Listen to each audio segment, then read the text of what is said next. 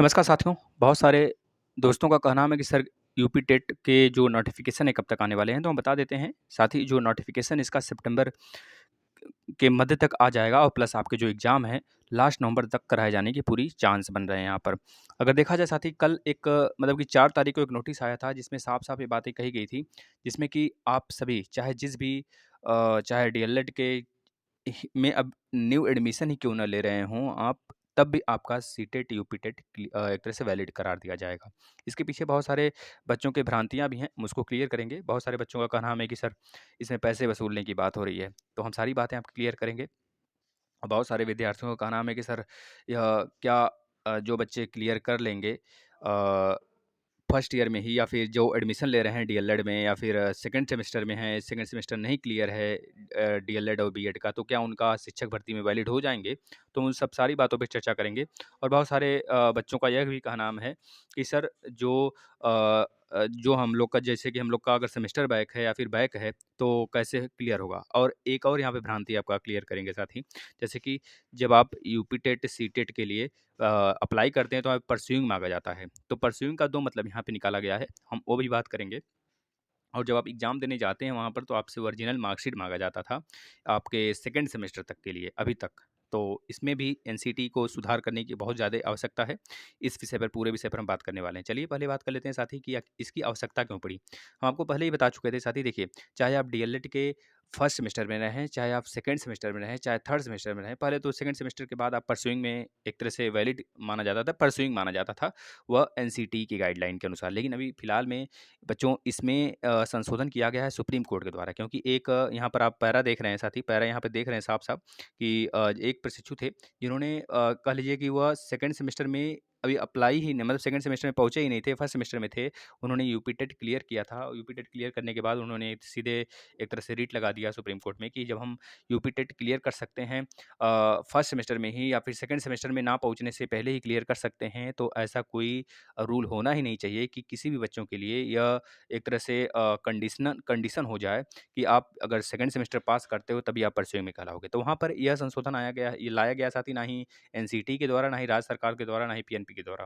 ये सीधा और सीधा सुप्रीम कोर्ट लाती है और सुप्रीम कोर्ट किसी पैसे कोई बल पे कार्य नहीं करती, आपको पता होना चाहिए। तो सबसे पहले आपका यह भ्रांति क्लियर हो जाना चाहिए कि जो लोग बोल रहे हैं कि सर पैसे के लिए किया गया है, क्योंकि आप लोग को ऐसे इस वजह से लग रहा है क्योंकि इसमें वो भी प्रशिक्षु अप्लाई कर सकते हैं जो अभी एक तरह से एडमिशन लिए हैं। खैर उनका कोई मतलब नहीं निकलेगा। और बहुत सारे बच्चों का कहना है कि सर क्या आप यूपी टेट, सीटेट की भी तैयारी करनी पड़ेगी शुरू से ही? देखिए प्रशिक्षु ये आपका मामला है। मतलब कि मामले का मतलब कि आप जब चाहो तब तैयारी करके उसे निकालो क्योंकि अगर आप फर्स्ट सेमेस्टर में अभी एडमिशन ले रहे हैं, आप डीएलएड और बीएड के, तो आप यूपी टेट, सीटेट पे ना फ़ोकस करके आप पहले अपने सेमेस्टर पे फ़ोकस करेंगे क्योंकि आप यह यूपी टेट, सीटेट का मार्कशीट क्लियर करके क्या ही करेंगे कि अगर आपका बैक लग जाता है। क्योंकि अगर आपका जब तक डीएलएड और बीएड क्लियर नहीं होता है तब तक आप अगर यूपी टेट, सीटेट क्लियर भी कर लेते हैं, तो शिक्षक भर्ती के लिए अप्लाई नहीं कर पाएँगे। क्योंकि आपको शिक्षक भर्ती के लिए आपका चाहे डीएलएड हो, चाहे बीएड हो, आपको पूरा का पूरा क्लियर होना चाहिए। आप यूपी टेट चाहे 10 साल पहले ही क्लियर करके रखे रहे हैं, लेकिन अगर डीएलएड और बीएड नहीं क्लियर रहेगा, तो आप शिक्षक भर्ती के लिए नामुमकिन है कि अप्लाई कर पाएँ। कभी संभव नहीं होगा। तो यानी कि आपके यूपी टेट, सीटेट क्लियर करने के साथ-साथ आपके पास जो जिस लिए मतलब कि जो आपके पास जैसे कि जो डीएलएड है और बीएड है वो भी क्लियर होना चाहिए साथ में, तभी तो आप अप्लाई कर सकते हैं भाई। नहीं तो फिर कैसे क्या ही कर लेंगे? आप क्लियर करके भी कुछ नहीं कर सकते आप। लेकिन सुप्रीम कोर्ट ने इस बात को समझा और यहाँ पर अपनी डबल बेंच या फिर सुप्रीम कोर्ट के द्वारा ये सारे चीज़ें सुझाया गया और इसमें एक तरह से कड़ा एक तरह से रूल बना दिया गया है। अभी मतलब इस पे कोई भी रोक-टोक नहीं होगा। आप अगर एडमिशन भी लिए हैं, तो भी अगर देने की इच्छा है तो दे सकते हैं।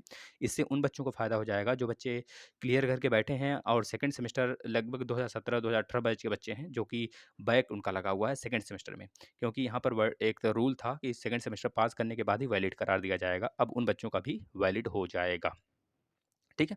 और दूसरी तरफ अगर बात कर लें साथी जो बच्चे यह कह रहे हैं सर ओरिजिनल मार्कशीट की क्योंकि आपको पता है कि जब आप यूपी टेट, सीटेट का एग्ज़ाम देने जाते हैं तो वहाँ पे ओरिजिनल मार्कशीट की आवश्यकता होती है। वहाँ पे ओरिजिनल मार्कशीट आपसे माँगा जाता है तब जाके आपको वहाँ वैलिड दिया जाता है। तो यहाँ पर एनसीटी को एक और सुधार करने की आवश्यकता होगी कि वह ओरिजिनल मार्कशीट बच्चों से ना ले। क्योंकि भाई जब यहाँ पर सबके लिए वैलिड है, तो चाहे जो भी बच्चा दे सकता है, चाहे वह अब जो बच्चा अभी यूपी जो बीएड में या फिर डीएलएड में एडमिशन लिया है न्यू, तो कहाँ से लाएगा ओरिजिनल मार्कशीट? तो यानी कि इस चीज़ को भी संशोधन करें, जिससे कि आयोग उनको जाकर वहाँ पर, जैसे जब वो पेपर देने जाएँ तो वहाँ पर एग्ज़ाम सेंटर पर उन्हें एक तरह से रोक-टोक ना हो, यह चीज़ें रहेगी।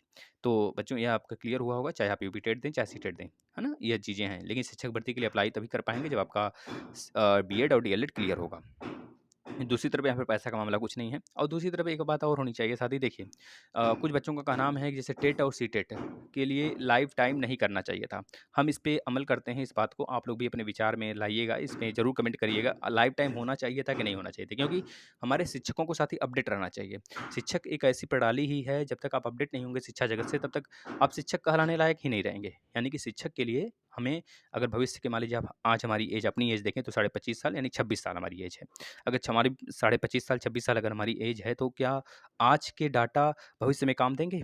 ऐसा तो नहीं है। यानी कि 2011 में जो बच्चे टेट दिए थे, सीटेट दिए थे, अगर उनके लिए लाइफ टाइम कर दिया गया, यानी कि पहले के क्या थे कि पेपर आसान भी आते थे।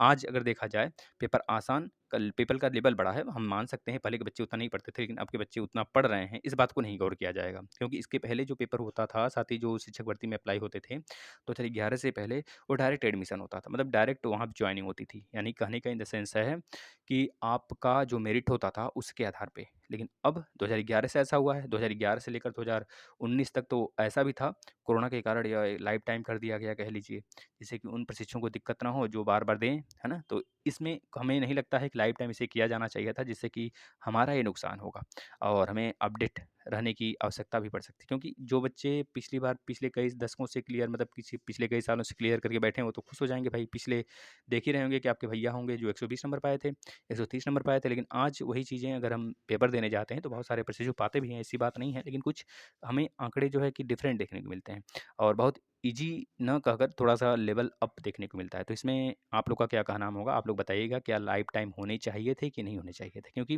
बहुत सारे बच्चों का एक तरह से डबल यहाँ पर बातें होंगी कि होना भी चाहिए था, नहीं होना चाहिए था। अगर होना चाहिए था तो क्यों होना चाहिए था? नहीं होना चाहिए था, क्यों नहीं होना चाहिए था? हाँ, जो बच्चे जैसे कि सेमेस्टर बैक है, देखिए बच्चों, अगर जो जिसका सेमेस्टर बैक है उनका भी यहाँ पर माना जाएगा, वैलिड होगा, यूपी टेट, सीटेट दोनों वैलिड होगा। लेकिन अगर सेमेस्टर बैक है आपका, तो आप खुद सोचिए, जब तक आप सेमेस्टर बैक आपका क्लियर नहीं होता है, तब तक आप यूपी टेट, सीटेट क्लियर करके क्या ही कर लोगे? हम ये कहना चाहते हैं। हाँ, आपका अगर रुचि है, आपने दिया है पिछले कई बारों से, तो यूपी टेट, सीटेट जो है आप क्लियर करके बैठ जाइए। उसके बाद अपना फ़ोकस करिए पूरा इस पर कि हमारा यह निकल जाए कम से कम डीएलएड।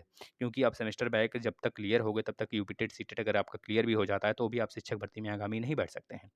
अब दूसरी तरफ बच्चों की बात कर लें कि शिक्षक भर्ती सर कब तक आएगी? देखिए, शिक्षक भर्ती में साथ ही एक तरह से अभी कोई भी मामला साफ़ नहीं है कि कब तक आएगा, कब तक नहीं आएगा, इस पे हम भी टीका-टिप्पणी नहीं कर सकते, क्योंकि यह हमारा और आपका नहीं, राज्य सरकार खुद, अभी बड़े-बड़े जो आपके शिक्षा अधिकारी लोग हैं, उनके द्वारा खुद बोला जा रहा है कि शिक्षक भर्ती के लिए हम आंकड़े बता सकते हैं। पीएबी द्वारा आंकड़े बताया गया, सारी चीज़ें बताई गईं, लेकिन यह नहीं बताया गया, साफ-साफ मना कर दिया गया कि शिक्षक भर्ती कब आएगी, इस पे हमारा यह हम नहीं बता सकते, क्योंकि हमारा काम नहीं है और हम मतलब कि एक तरह से कह लीजिए भ्रांति के कारण भी नहीं बताते हैं लोग। और जैसे हम हो गए या फिर कोई सोशल मीडिया हो गया, तो वह इस बेस नहीं बताता है, क्योंकि राज्य सरकार इस बात को भी तय नहीं की है, या फिर कुछ भी मामला केस वगैरह संगीन में आ सकते हैं, तो इस वजह से यह चीज़ें नहीं बताई जा सकती हैं क्लियरली कि कब शिक्षक भर्ती आएगी, जब तक कोई ठोस नोटिफिकेशन नहीं आती है।